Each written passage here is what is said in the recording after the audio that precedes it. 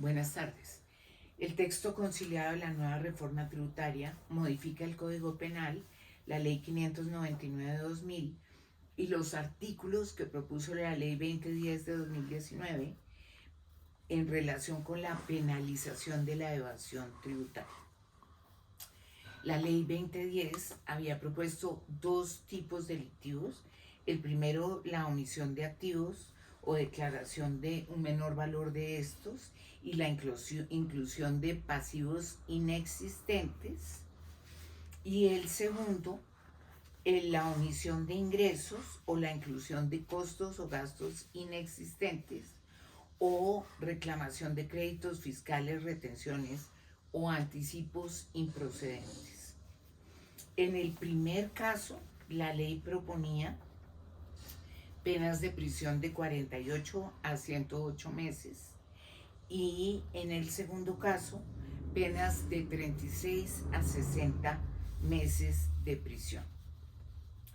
El primer tema que surge y que no se solucionó con la reforma tributaria es que el tipo penal relacionado con la defraudación, es decir, con la omisión de ingresos e inclusión de costos y gastos inexistentes, aplica siempre que la conducta no constituya otro delito sancionado con pena mayor.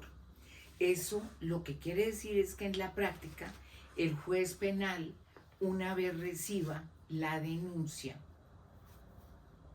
correspondiente por parte de la Dirección de Impuestos, puede optar por aplicar estas disposiciones de ley o por penalizar al contribuyente con otros delitos no excarcelables, como por ejemplo la apropiación indebida de fondos públicos. Pero volviendo atrás, la reforma determina que si bien el contribuyente podrá aplicar un principio de oportunidad y pagar los impuestos adeudados para excluirse de las penas de prisión, esta posibilidad solo se dará por 2 veces consecutivas. La tercera vez, el pago solamente reducirá la prisión a la mitad, la pena de prisión a la mitad, pero no permitirá que se omita la aplicación de la misma.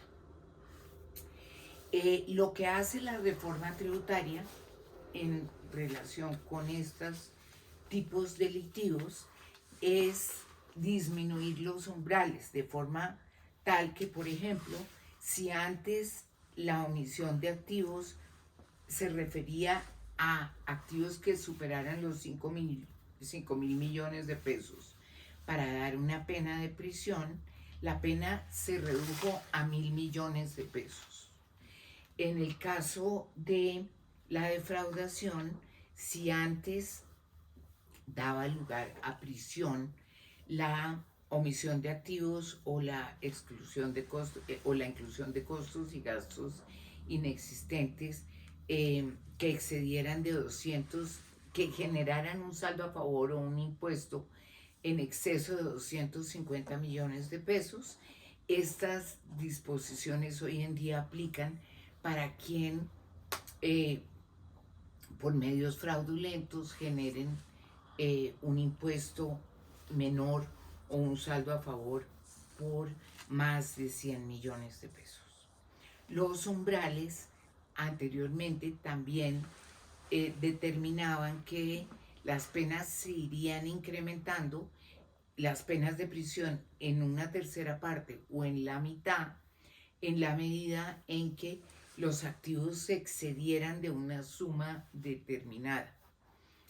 Lo que hace la reforma tributaria es proponer esos mismos umbrales, pero muchísimo más bajos, para el incremento de las penas de prisión.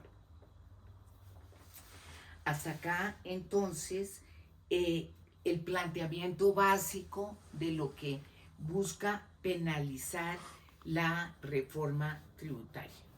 Sin embargo, vale la pena tener en cuenta que el texto de la nueva ley incluye otro tipo de aclaraciones que van a hacer más difícil penalizar al contribuyente y eventualmente declararlo culpable por penas de evasión.